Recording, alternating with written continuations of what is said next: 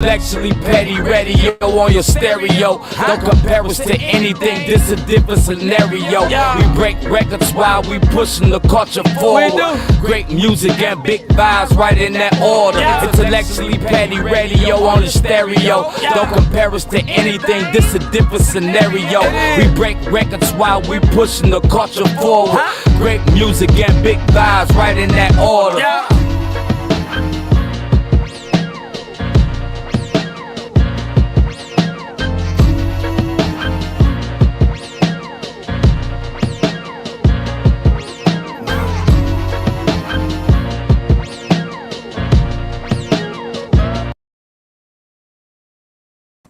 And you are now tuned into another episode of Intellectually Petty Radio, brought to you by M3S3 Clothing. Men make moves and suckers stand still. And as always, Nerve DJs is in the building, man.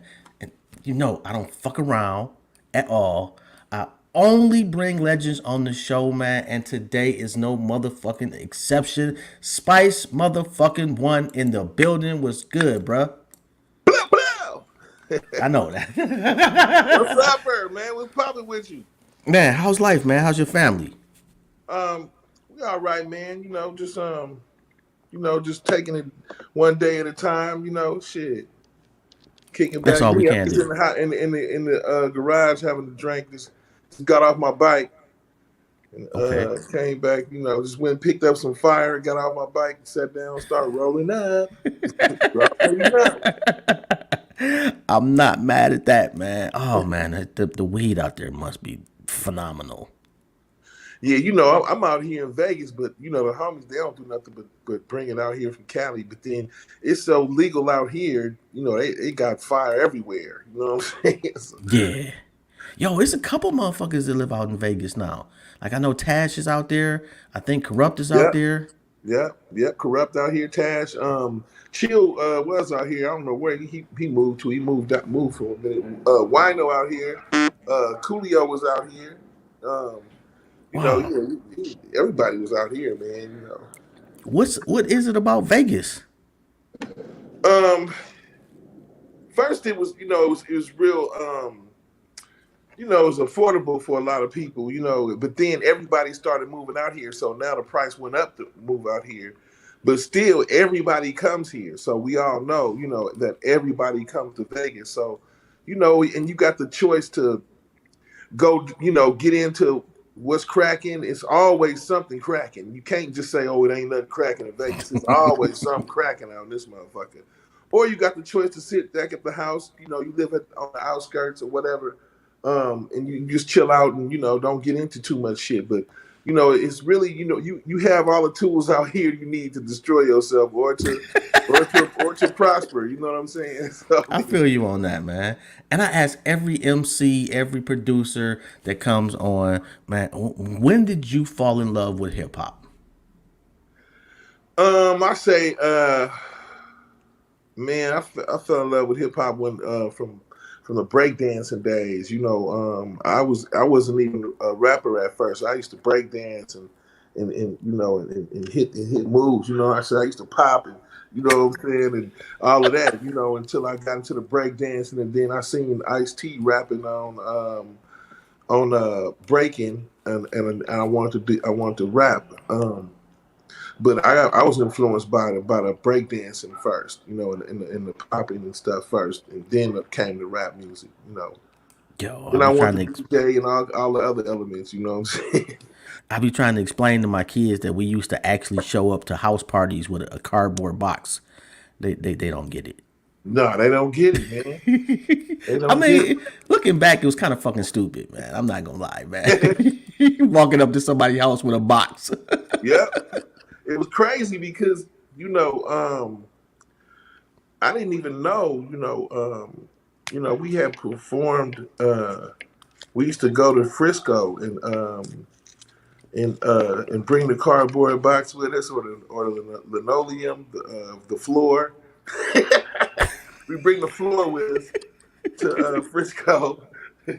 You didn't get down too, though, and we put our little hat out there. I'd take my hat off and put it out there, and then we'll start hitting them, and get money. You know what I'm saying? It was hip hop was always a form of me expressing myself and getting money, whether it was breakdancing or rap music. You know. Okay, so when did that transition for you to be an MC? Um, I just my my people like my parents, my pops, he wrote poetry. My mom, my sister, my auntie, my uncle, they would write poetry. They was they was poets. They do spoken word and Mm. all of that stuff. So I knew I had that part was in me, but I just put it to the beat after I heard Ice T and 6 in the Morning, Run DMC, all of that stuff. When I started listening to all of that, I just started trying to write my own raps, and then I started doing answer machines for my friends. And it was like, hello, you've reached the motherfucking SPICE. Be the ruthless nigga from the 187 faculty. Or that was my answer machine. But then my friends would pay me to rap on their answer machine. So I would spit on their shit, back in the day when niggas had answer machines, you know what I'm saying? I would just rap on the answer machine. They'd pay me to do that. So I started getting money doing that. And eventually just started recording songs. So when did you know? Okay, yeah, I'm kind of good at this shit. What song? What was it? One song or was it like one moment? Well, yeah, I say it was one song and the moment because it was 180. It was a song called 187 Proof, Oh, that and was it the was shit about back in the day. alcohol. Yeah, Huh? yeah, I remember the video too. Yeah, and the alcohol. I mean, the video got the claymation figures and stuff up in there, or whatever, and it's dope. I like the video. I always it's one of my favorite videos. But I dreamed about that I was a rap star, and that was my song that made me famous before I was a rap star. You know what I'm Hmm. saying? Okay. All right. I, So I dreamed 187 Proof was the song that made me famous, and then I took it out of my dream, wrote it, and here I am. really, Yeah, for real, yo, for real. that's fucking dope. Okay, so you go from that song to the first album. What was that? Spice One. Yeah, the self-titled what it was like 14 songs on Who you had producing on there? there. Ant Banks and EA Ski and Blackjack. Yo, They Ant did a lot of Banks is tracks. Huh? probably one of the most underrated. Him and EA Ski, most Yeah. underrated producers in the history of the game that don't get nearly enough love. Yeah, them dudes are savages, man. For real, for real. You still fuck with him? Yeah, yeah. I talk to Banks. I talk to EA Ski a lot. Me and EA Ski just did something for his album. So look forward to that. When his album come out, I did a banger on there with him. Yo, I'm gonna keep it a buck, man. Like I'm an old nigga, and most of the old heads they think they are still dope, and a lot of them aren't. Nigga, you ain't lost a step. Yeah, man. I showed one of my little young homies one of my tracks, and he was just like, thinking that, because a lot of people put me in a box and they just like, gangster West Coast gangster rap. But a lot of people fail to see I'm an artist. I sing, I do reggae, I do my own. I'm an artist at the same time. So as gangster as I am, I'm still an artist. I can play the keyboard. You know what I'm saying? I know how to mix it. When you put two turntables in a mixer between me, I know what I'm doing. I can make beats. Or, you know what I'm saying? So I mean, yeah, I'm an artist. With all of that said, it's like I create. I don't keep myself in a box. I just create whatever is on my mind. And I'm gonna be honest. I watched a few of your interviews. I'm not gonna name no names, but I think they did you a disservice because they don't talk about your career. They talk about people you know, which is dope, Right. because they get you clips and all that shit and get you highlights. But you said something. What did you say? It was too short, and then you. Right.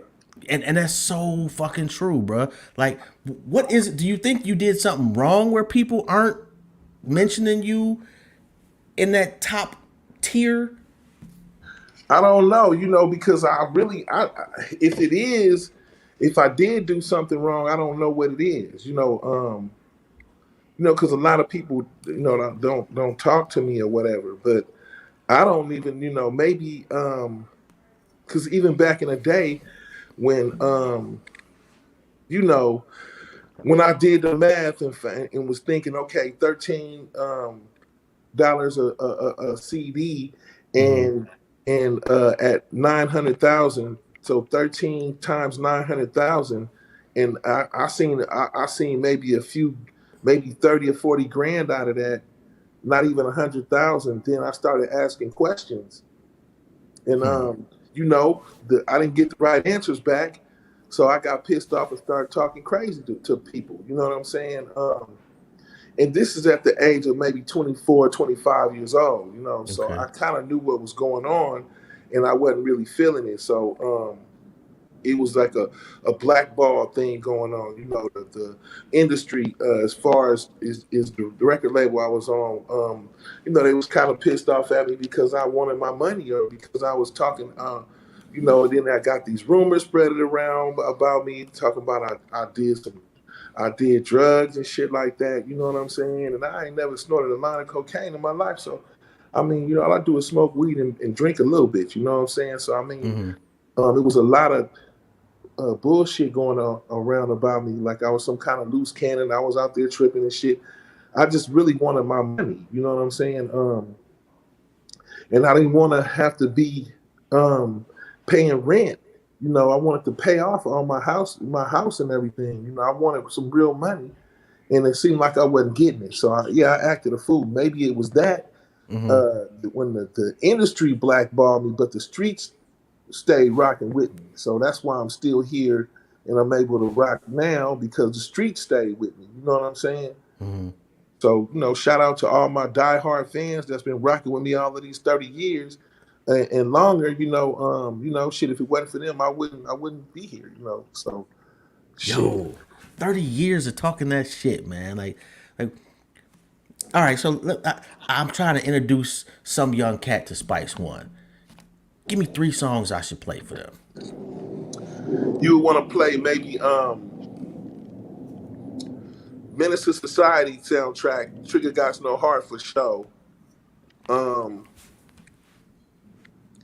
and maybe the I got five on the remix, and you can play maybe Jealous Got Me Strapped with me and Tupac or something. Oh, that's fire right there too. Hey, Yeah. yo, what? Okay, so and I know I talk that shit, but who did you enjoy being in the studio with the most? And it could be a producer or an artist. Um, who I had the most fun in the studio with? um, It'd probably be Pac, because we both had a work ethic that was crazy, Mm-hmm. and it was just a time where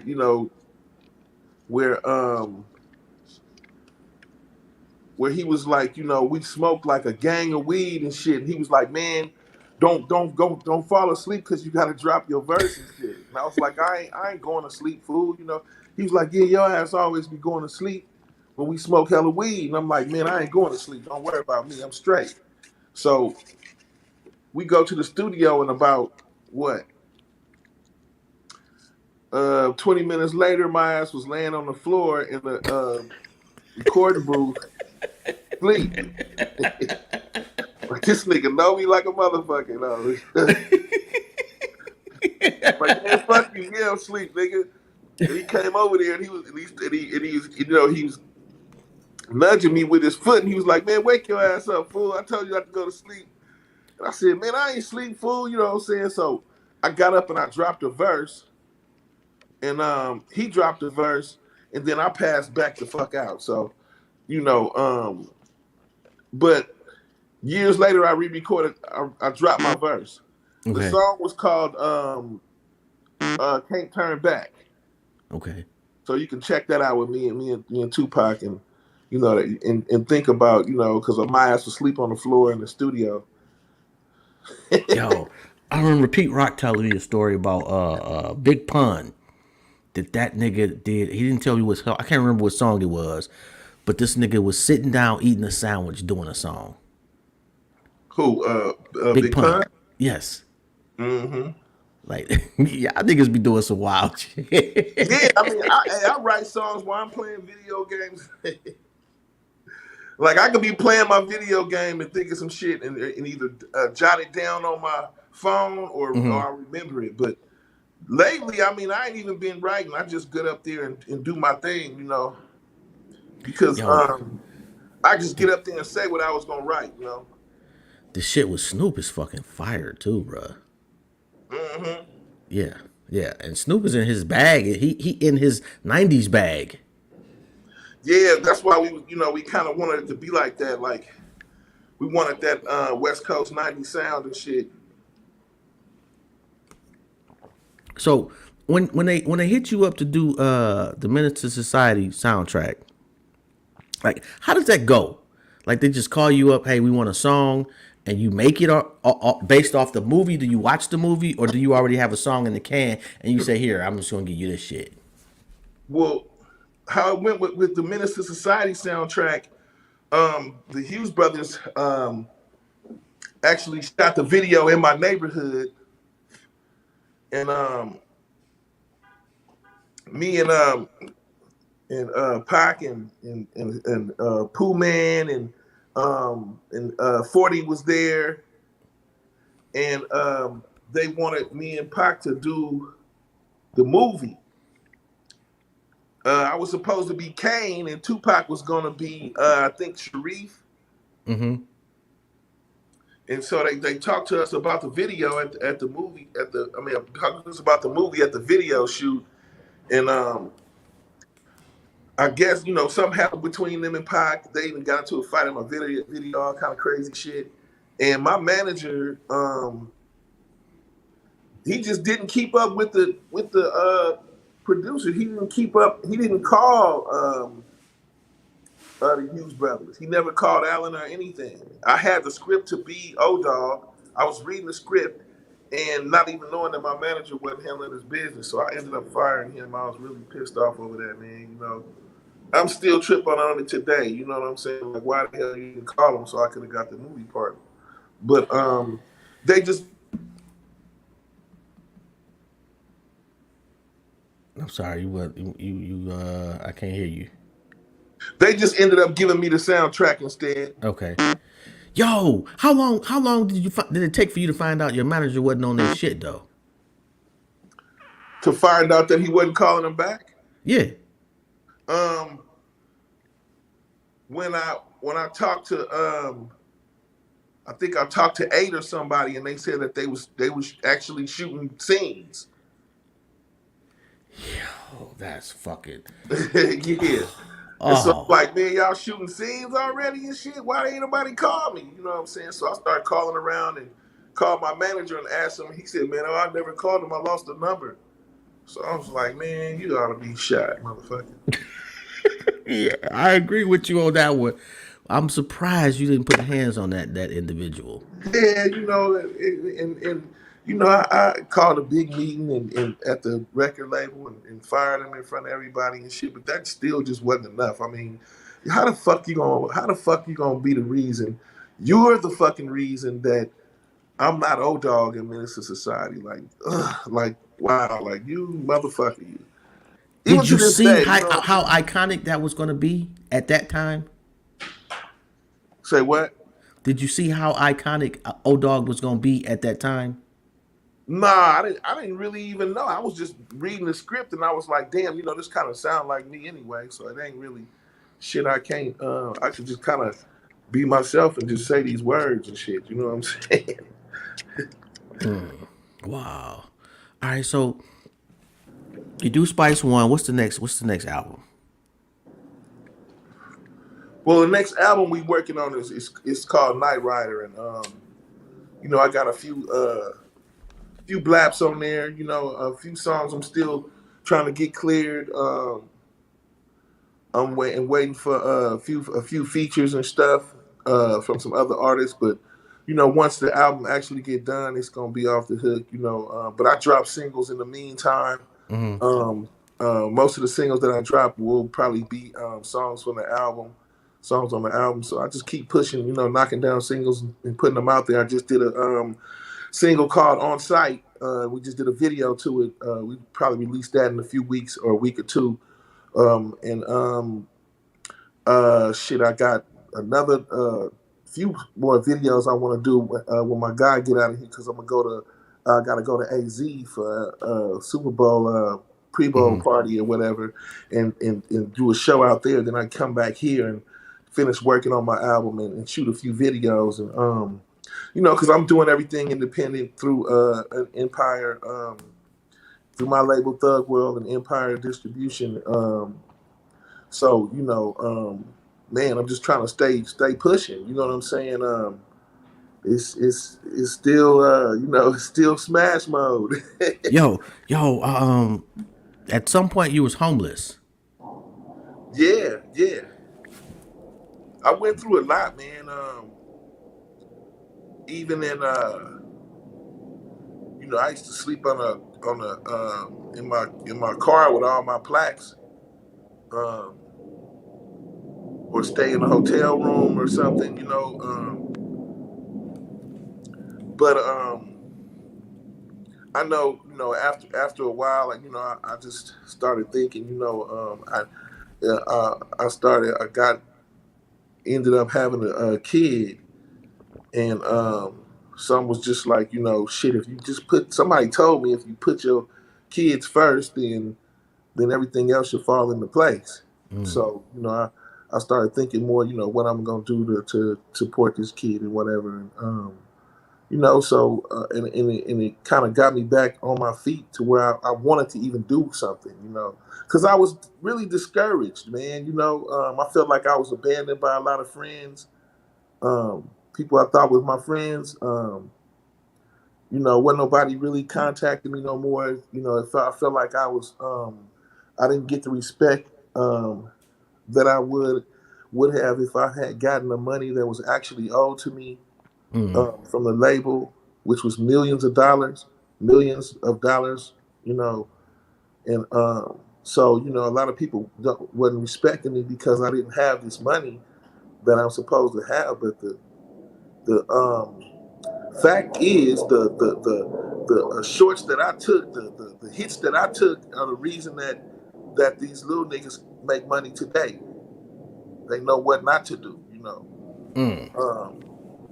So with all of that said, you know, if like I said, if I did have, you know, a few $1 million, man, I could break cats off like Curtis Blow or anybody who put $30 worth of game into the game, $30 million worth of game into the game. Like, you know, if it wasn't for Grandmaster Flash and all of these cats or whatever, we wouldn't have shit.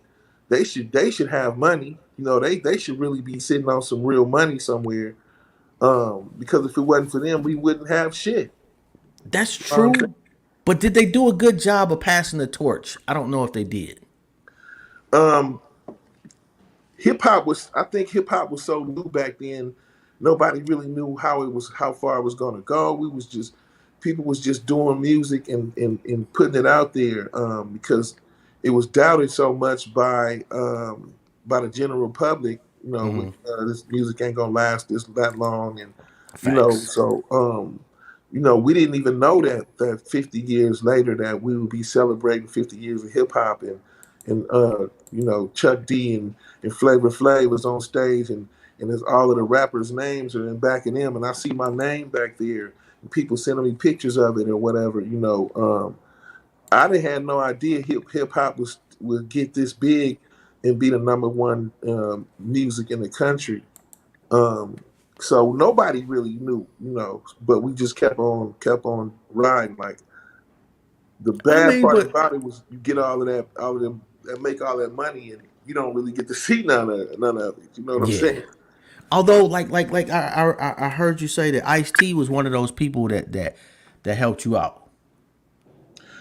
Right. So it was some brothers thinking that way. Huh? It was some brothers thinking, you know what? Let me help the next generation out. Right, right. You know, and to this day, you know, I'm really thankful that that dude looked out for me and gave me a studio to actually record my album, so I can send it back to him and get my advance, whatever you know that might little money may have been to continue on with my life and maybe pay some bills and put something together. But you know, back then it wasn't about the money, and it was you know nobody told you, nobody was around to tell you, okay, you know this is how we're gonna do this, you know we're gonna make it like happen like this or whatever. Yeah. Nobody was around to tell you that. All you knew as is that you was, you know, you was the number one rapper in the country, and you had a 30 or 40 grand in the bank. At that time, you thinking that you really doing it, but you not. You ain't doing shit. You know, you getting gaffled. They robbing you. You know what I'm Yeah. saying? Yeah. Yeah. And Yeah.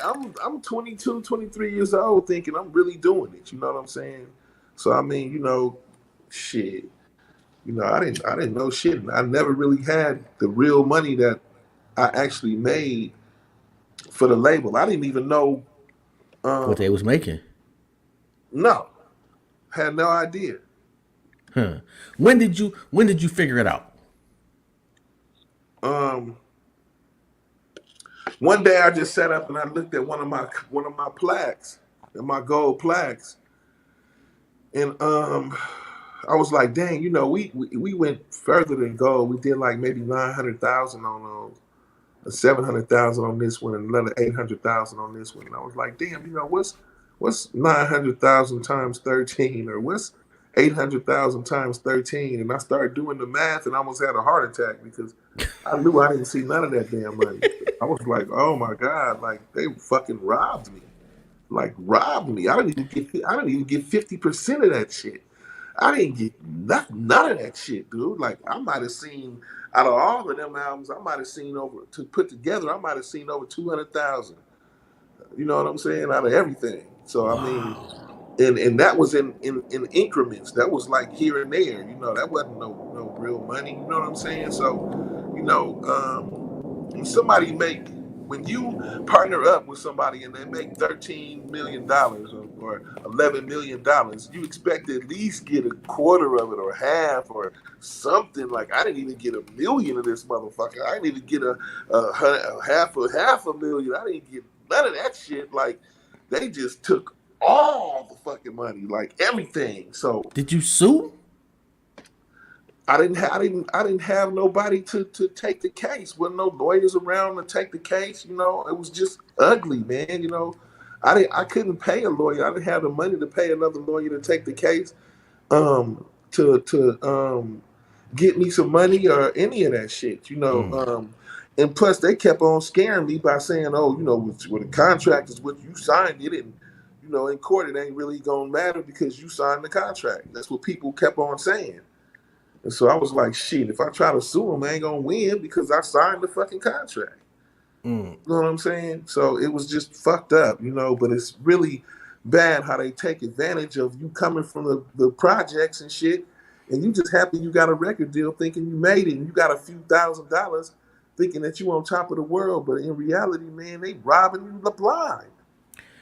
You think the 360 deals nowadays are worse than the deals that they was giving y'all? Yeah, they are. They terrible. They're about the same. It's about the same.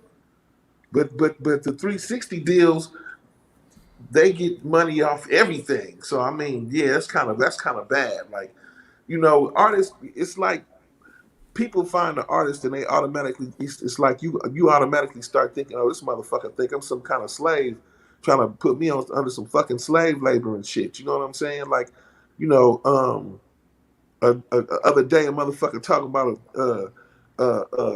they don't know where I'm at as far as what I charge for shows and features and shit, and they ask you out loud in the crowd and be like, yo, hey Spice, how much you charging for features? Nigga, like you can afford me, nigga. The fuck you talking about, nigga? You can't afford me, nigga. I charge you 30,000 right here in front of everybody asking me some shit like that in front of motherfuckers, you know. What happened to days when you just scooted up beside the nigga and said, "Hey man, check it out, man. How much you need, for this feature or something?" You know what I'm saying? Instead of motherfucker trying to flaunt it, it's just weird ass shit going on. So, Yeah. like Fat Joe, he was saying yesterday's price ain't today's price. Today's price ain't yesterday's price, y'all. Motherfuckers trying to, 2,500, 3,500, shit like that, man. Motherfucker can't do nothing with that money, man. Motherfucker need 10, 15 racks, 20 racks for the show, and people are, they want to get a bargain, a deal and shit like that. And then they try to act funny when you just gave them the fucking deal. You know what I'm saying? Like, so I mean, I'm like, fool, I only charge you fucking $5,000 for the show. Like, you supposed to at least have the rooms in the hotel and everything put together and shit. So I mean, you know, uh, that's what makes you go through agencies opposed to dealing with, um, agents. You know what I'm Yeah. saying? Yeah. You can't trust people nowadays. Not that you could trust them all that much back in the day, but you could trust them a little bit more back in the day. I will say that. Somebody's word was meant a little something back in the day. Yeah, yeah. It don't mean shit now. Now, yeah, now it don't mean shit Right. because it's a lot of that shit going on, And then man. niggas will screenshot your conversation, put your shit out there. Like Yeah, first off, screenshots. If you putting somebody's screenshots out there, you snitching. Ain't no way around that for me. Like that's just some weak ass shit. But yeah, that's a whole straight nother up. story.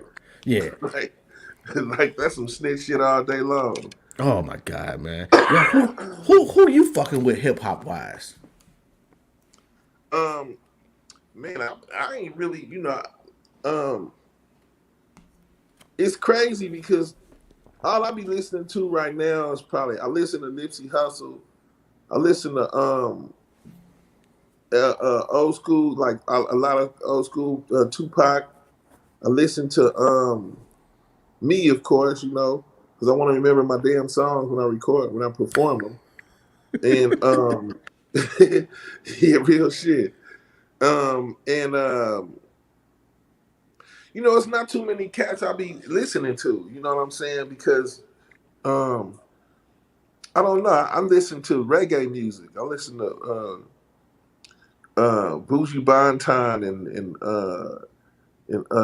Ziggy, all of the Marleys. I listen to Eka Mouse. Um, Huh. I listen to World.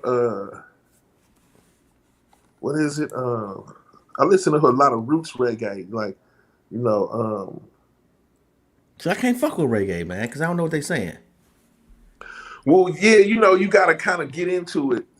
It's a whole different vibe than the street vibe out here. I just sometimes I like to get away from that whole vibe, and then once I come back to that, then I add some of that into my music and shit or whatever. But yeah, I smoke a lot of weed, so I definitely listen to a lot of reggae, a lot of fucking. Yo, uh, look. So is gangster rap in a good space now or no? um, I think as far as us being on the radio and dropping shit on the radio, it depends on the style, how you coming off, because they just for as much as we want to believe it or much as we want, they're not playing old school gangster West Coast rap music on the radio no more. They're not playing that shit on the radio. Um, you get more play with people streaming your music through YouTube and all of that stuff than you're gonna get played on the radio or some video games might be playing your songs and stuff. You know what I'm saying? But if you're not sounding like a certain sound, you're not gonna be on the radio like that. Yeah. You Except, know? well, you know what? I will shout out to LL for Rock the Bells Radio. Yeah. Now Rock the Bells radio, I love because LL he plays whatever is dope.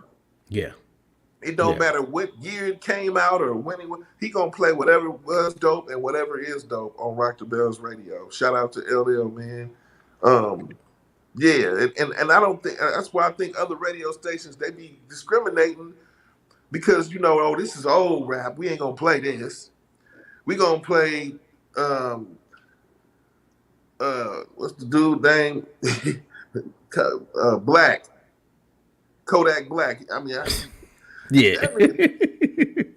I ain't talking shit about Kodak Black, but that nigga name matched with his motherfucking skin color. That nigga blacker than night in this motherfucker. Kodak, your ass is black. You know what? I will say that over the last since he got out of prison, he's gotten more introspective. Yeah. Shout out to Kodak Black. He turned. It looked like he just got his head straight a little bit after he got up out of there. You know what I'm saying? Like, okay, let me stop doing this shit. I'm just gonna do this shit. Yeah, the joint might, like it's either gonna make you worse than when you went in, or a lot better, and it seems to have made him better. I mean, shit. Say I'm in the penitentiary. I'm a nigga been in the pen for about 20 years. I'm sitting up in that motherfucker for some murder or some shit, and a rap star come in that motherfucker for a murder. I'll be mad at that nigga. Yeah. Like, nigga, how the fuck you and you had everything. Yeah. You had everything, dude. You had You it fucked all. it You up. was a rap star. What the fuck made you do that? Like, once I figured out I could make money doing rap, doing this rap music, I didn't give a fuck how much I made. As long as I kept pushing, I wasn't mad at nobody after that. I'm like, I ain't got no problem with nobody. Shit, I can do this music and get money, man. Fuck that. I ain't had a job since I was 20 years old. I've been doing this rap music for years, getting money. You know what I'm saying? Sometimes I'm broke, sometimes I'm paid. It's all about my hustle. It's all about how far I push myself. You know what I'm saying? What job did you have at 20? I'm just curious. Huh? What job did you have at 20? They let some 20-year-olds. It was some type of special thing going on at the airport at the UPS airport, and they let 20-year-olds work there through Christmas time. So the only job you ever had was a seasonal job. Yeah, I worked at UPS, and I worked at a few other little places, but I didn't work there long enough. You know what I'm saying? I just never wanted to be broke, so I would sell my dope. I'd go work at Burger King, Jack, whatever the hell I had to work at, because I wanted money. I didn't want to be broke for nobody. So I would just hustle, and then I got a little older, and then we started doing other shit, jacking and robbing and shit. So I had to cut all that shit. Like I say, once I dropped the album and got some money from my music, I was like, oh, I'm cool. I ain't mad. I ain't doing shit. Yo, like that's I remember my neighborhood was big on stealing cars. So, and I just never, it was just never my thing. But one day, I'm like, you know what, fuck it, I'm riding out with y'all. And so we go out into the suburbs, and they still, I'm sitting in the back of the car, and I'm thinking to myself, wow, this was a big ass fucking mistake. This is not my wave. And my niggas wasn't mad at me though, because they knew they just needed to teach me a lesson. Yeah. So, but man, I got out the car, man. I couldn't do shit, man. I was a waste of fucking space, bro. Like, stealing was not my thing. Everybody out the car. Fuck out, nigga. I'll pull the heat out on everybody. Get the fuck out. Yeah, stealing was just not, other shit, I was cool with, but stealing, it just, stealing cars, man, it just was not my thing. That's what, I think we was like, I had to be only maybe like 17 or something, and 16, and Too Short used to pick me up from school, and he wouldn't let me drive his car. I was trying to drive that Baritz, and he wouldn't let me drive it, so I went and got my little clique together. We went and stole one, and drove it over there where he was at, and I started doing donuts. I kicked everybody out the motherfucker and drove over there, started doing donuts and shit. And the first thing he said was, "Man, Chico, get that stolen ass car in front of my." Like, how the fuck you know it's stolen, motherfucker? I could have sold some dope about this motherfucker. How you know I stole this shit? Yo, what? Too Short. What's Too Short like? Short, real laid back, man. He a real laid back OG. He just real. He real about his shit. He just a little laid back OG, man. He talk real. He talk just like he rap. Like, you know what I'm saying? That's the cool part about it. I talked to him like, yeah, man. You know what I'm saying? That little bitch had a nigga fucked up, man. I asked him to drive the car and shit. He's like, nigga, you can't drive my car, nigga. You only 16. He said, you wanna, I give you a joint. You ain't driving my motherfucking car, nigga. Yo, man, that nigga CD, like his first oh my God, man. These are, oh my goodness, man. Too Short, man, almost got me in trouble so much back in the day. Oh my God. When we was kids, if you didn't know we would walk to school, and if you didn't know Too Short songs, you was a bitch ass nigga. While we walking to school and we all singing Too Short and you don't know the words, nigga, we looking at you like, nigga, who are you? We looking at you like an alien. He was one of the first to really just do this shit out his trunk. Yeah, he used to do it out the trunk, and he used to rap on the bus. Really? So yeah, now he got the street named after him from the bus he used to rap on and shit. They actually named the street after that nigga. Crazy. They should have named it bitch. Hell yeah. We ride down Biatch Street. Right. Like B-I-I-I-O-T-C-H, Biatch. Yo, 30 years though, bruh. Like, first off, I'm proud of you. If don't nobody else tell you, man. Thank you, man. I appreciate it. Yo, I appreciate this shit. For real, for real. Like, you in a very elite class. Like, to be quite honest, it ain't too many brothers or sisters that can say they got 3 decades up under their belt consistently and still putting out good music. It's you gotta love the shit. You gotta love it. We wasn't in it for the money. We was in it for the love and for the love of making music and actually making hip hop and doing rap, even gangster rap. Yeah, we was always in it, for the love of it. I figured, I'm gonna get my motherfucking money. You know what I'm saying? But I'm in this because I love music and I love recording and shit. That's what longevity is about. That's why I'm been doing it so long. It's just what I do. Like, I walk, I breathe, I talk, I eat, I rap. Same shit. All right. So gangster rap. Let's talk about it. Where do you put Ice Cube on your list of gangster rappers? He's definitely in the top 5. He might be in my top 5, period. Yeah, he's definitely in the top 5. Because I want to say Cube might have 3 classic albums. Yeah. I mean, I spawned from Ice Cube, like straight up. NW. I know every word to all of their albums. I couldn't tell you shit to nobody's new music right now today, but if you put some NWA on, I know all the words to that shit.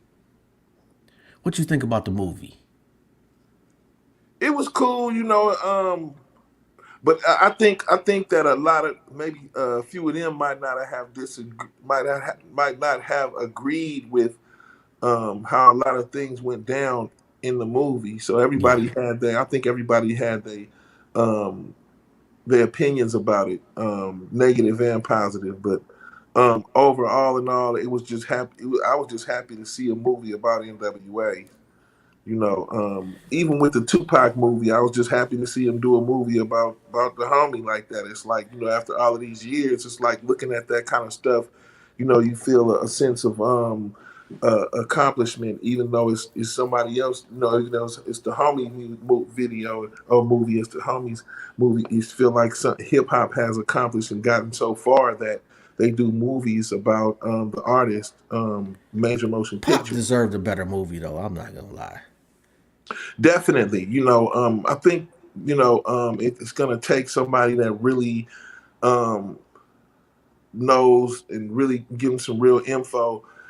Because first of all, the dude that they had play Pac, shout out to the homie or whatever. Um, um, Yeah, man. he had Stop. Pac had an East Coast accent, so even though he's from the West, Pac had an East Coast accent. So if you gonna play Tupac, you have to have an East Coast accent. Like that's so unbelievable when somebody get on there sounding like they from LA or Oakland or the Bay or something. Even though Pac spent a lot of time out there in LA and in Oakland, he still had an East Coast accent. He didn't say New York, he said New York. You know what I'm saying? He didn't he didn't say New York. He said, York. He said New York. YOKE, yo, New York. I never paid attention to that. He had an East Coast accent. So that's what made it really unbelievable when I started watching the movies. I'm like, nah, that's definitely not. Now if dude had an East Coast accent, I would have been tripping, like, oh shit, he really acted like Pac. You know what I'm saying? Yo, and the NWA movie, like, I just didn't like that they made like okay, Easy, yeah. Like, did he do some shit that was not favorable? Yeah, but he also put all of y'all niggas on. Yeah, he put everybody on with his with the little chippers he had put together. Yeah, and they just want of course you need a boogeyman in the movie, and I guess him and Jerry Heller was the Easy boogeyman, but I don't know, man. I kind of wanted to see Easy in a more favorable light. Yeah, especially it's crazy because the industry is so fucked up. I definitely would have wanted to see, because Easy was a real icon to me, even as far as his music, and I wanted to fuck with Easy, Ruthless Records, all of that shit. So I mean, yeah, definitely. Yeah, I kick it with his son a lot. I talk to Lil E a lot and E3. Well, not a lot, but when we see each other, it's real. It's major love. You know what I'm saying? Yo, that's some big ass footsteps to have a big shadow that he cast. Yes, it is. I feel bad for like kids of stars of that magnitude, because like nothing you can do is going to be good enough for the general public. Yeah, because whatever you do, your pops already did it, or he thinking, even my daughters, they one of them raps, the other one sings, and it's like I try to help them, and they don't really want me to help them. So it's like, I want to do this on my own, and it's like, damn, you know what I'm saying? Like, look at Cube helping his son out. His son's career turning out perfect. I think it's it might be a little different with daughters though. Yeah, because they definitely want to do it on their own. And man, I got 3 daughters of my own, and they grown, got their own kids, and man, they hard headed as hell. Yeah. Love them to death. I gotta run through a wall for them. But oh my God, man, they just, when they get in their mind, they're gonna do something. Ain't shit that I'm gonna tell them. Cold part about it is that they like my daughter. She can do more shit than I can do. She sings, she play the guitar, she can record herself, she raps, all kind of shit. I'm like, I can't do all that shit. I got a few things I do, you know what I'm saying? But that, I can't play the guitar and the keyboard and shit. I can play the keyboard a little bit. They're supposed to be better than you. Yeah, you know what I'm saying? And that's why I be trying to tell them they don't understand. Like, man, let me direct you in the right direction. Let me point you in the right direction. Yeah, I get you. Like I get it. Like if you, I don't understand. Like I get that they want to do, blaze their own trail, but at the same time, like if you don't have to go through this hood, don't go through that hood. Why? Why the fuck would you do it if you don't have to? Exactly. Like it just makes absolutely no sense. But like with age come wisdom. It's supposed to anyway. Right. Right. You So know, eventually, they gonna catch on. cause shit, at 20, you wasn't nobody telling you what to do. No, hell no. Yeah, same here. It's a few people I would have listened to, but they never told me what to do either. It was just like, because certain people you listen to. Who did you Even listen to back in the your day? parents is certain other certain people you listen to. Like did you have like an uncle or something, a big cousin or something like that just, for whatever reason, it was that person that you just kind of gravitated towards and took their advice. Yeah, yeah. It was more. It was like this. He was actually he wasn't related to me, but he was just a big homie in the hood, and he ended up being Too Short's DJ for a while. His name was Pizzo, and then he DJ for E40 for a few years, but he was my DJ before he met Too Short, and so I knew him, when we was kids in the neighborhood, and like he gave me a lot of advice that got me where I needed to go. You know what I'm saying? Shout out to that nigga. Yeah, DJ Pizzo. Shout out to the Beat Fixer, man. Plugged in with Tony, and everybody. Plugged in with everybody out there in the Bay. If they don't know who DJ Pizzo is, they need to do some history, man. Go back and check their history, because DJ Pizzo is deep. That's him on the stage with Tony in the Feels Good video. That's him in the backstage sometimes on some of the E40 shows, maybe a lot of E40 shows and a lot of Too Short shows and a lot of mine. So he's DJ for all of us. So yeah. Yo, niggas in Detroit, loved E40. Yeah. Oh, that nigga would make up. It made no sense sometimes, but then he made sense. Like he would make up words, and after 2 songs, nigga, that word is like a word for everybody. Not everybody used the shit. Oh my god, man, that nigga had a. I think he came out with his own dictionary and shit. Yep, yeah, dictionary and all that shit. Yep. Yo, that's crazy, man. Yo, I'm really like fucking with the wine and shit, like the spirits. Like he might have been the first one to really come out with liquor and shit. Yeah, I don't remember nobody before him doing that. Cause I know Jay-Z came after him, but yeah, I don't think nobody like Nick. I will say niggas on the in the Bay Area.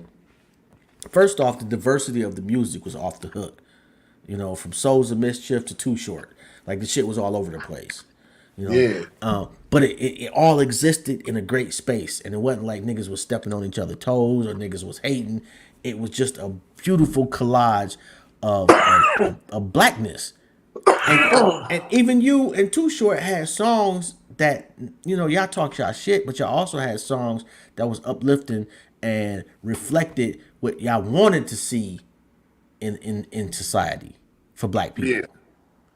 Yeah. Where'd that come from? To the Ghetto and even in my neighborhood, like even songs after that, Why? Like what made you do those songs? I just figured, you can brag and talk about gangster shit all you want to. You can talk about how much money you got all you want to. Motherfuckers can hate on that. They can say, oh, that nigga ain't no gangster. Or, oh, that nigga ain't that motherfucking rich. I know a nigga who got more money than that. They can hate on you and say some shit. But when you do some shit like Welcome to the Ghetto, where the fuck they gonna hate at? Where they gonna hate at? Yeah, that was a dope ass song. Some real shit. Yes. That was a beautiful song. Yeah, and a nigga that hate on that is they're gonna be looked at like a hater and nothing else. So I mean, when you spitting some real shit, they can't hate on real shit. So you just spit what's really going on out there, and you tell them tell it like it is, and put it to some good music and shit. Then you can win. You're gonna win. Yo, and I know we ain't got but a few more minutes, man. If people want to get in touch with you, man, how they go about doing that? Right now, they can hit me on my Instagram, which is the Real Spice One. You spell out the one, or is it just you spell out one, the Real Spice One, spell out one, and my Twitter is I think it's just Spice One. I had to get a new Twitter account. I'm locked out of my other one, but I'm on my Instagram a lot, so definitely check. I've been pushing everything out of there, all of my promotions and stuff. So yeah, definitely check me out on my IG. All right, bet. Man, you absolutely a legend in the game, bruh. And I'm wishing you much more success. Yo, is it better being independent than being signed for you? Yeah, it is because you are the you are the navigator of your own destiny. You say when you get up and what to do, and everything is on you. As long as you know what to do and how much you need to do it, then you straight. So I mean, with all of that said, it's cool being your own boss, and you learn stuff at the same time. So definitely, it's better being independent. Yo, yeah, I'm sorry, No Emotion Podcast. Yeah, 800 physical copy is crazy. Yeah, man, like selling 800,000 CDs is just that ain't happening no more. Yeah. These people that got up out their bed and walked and drove and walked to the store, caught the bus, however they got there, and to the record store and bought the shit physically. You know what I'm saying? And that's different than just downloading it from your phone when you laying in the bed. You ain't got to do shit. Yo, man, and I'm telling you, I tell people, man, it was a whole production. Like you go get you a bag of weed. Yeah. You waiting on the release date is March the 5th. Okay, well I know March the 4th. I got my weed. I got my 40. I got everything. I've got to go to the record store, cop that bitch. I'm looking at the whole. I'm reading everything on that motherfucker. Who produced it? Who you shouting out? The whole man. It was just man. It was them days is gone, bruh. Yeah. Of actually getting the CD and looking at the back of it, looking at the cover of it, and, reading the words, the shout outs, and who did this beat and who's on the vocals and all of that. All of that shit is gone now. Oh shit, man. I remember getting an album, let alone no CD, Getting and an then album, tapes. yeah. Oh my god, nigga, 12 inches and shit. Ooh, The Lord. album, man, and that was like the shit. If you had the album, and so now they they trying to come back with it or whatever, but it's hard to people. That's why they're re-releasing albums now, because some of the kids they actually want albums. So it's going around. It's going around in a circle. That's dope, man. I hope my grandkids can enjoy a dope ass Spice One album. Hell yeah. Hell yeah. They can go pick up the old shit or the new shit. Um, the new song On Site is off the hook. So I mean, check out On Site. That shit is lit. It's savage. The video is about to drop for maybe about a week or Okay. two. We'll release it. But man, stay tuned. The new single On Site is off the Richter, man. It's savage. Yo, we didn't even get a chance to talk about Eight, man. It's one of my fucking favorite MCs too. Oh, Oh that, yeah, y'all done made a couple I of talk joints together too, right? all the time. I think I talk to him and Sibo more than anybody. I talk to Aiden and Sibo a lot. And I fucks with Gangster Chronicles too. Shout out to them. Yeah, You know, real stick. yeah, that's real dope. Anyway, man, I'm gonna let you get out of here, man. I truly, truly, truly appreciate your time, your energy, and your wisdom, bruh.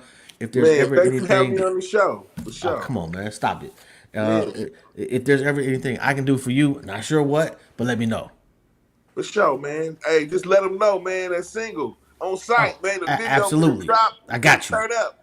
Email. That's Matter of what fact, they you got tell my me. email, man. Yeah. Email me the video when it come out, Okay, definitely so I can send play me that your shit. email address. I'll send it to you. All right, bet. No Yeah, doubt. yeah. Thanks, man. I appreciate everything. On that note, man, appreciate you, man. Have a good one, man. We out. Blah! Yo, wow, that's fucking dope, man. That's actually like on my bucket list, man, to fucking interview Spice One, man. Shout out to No Emotion, David Thornton. I think I'm reading your name. Y'all don't know how fucking sick I am, man. Oh my god, fucking like, been sick for the last 2 days. It's been horrible, but I was not about to miss this interview for shit. So, I'm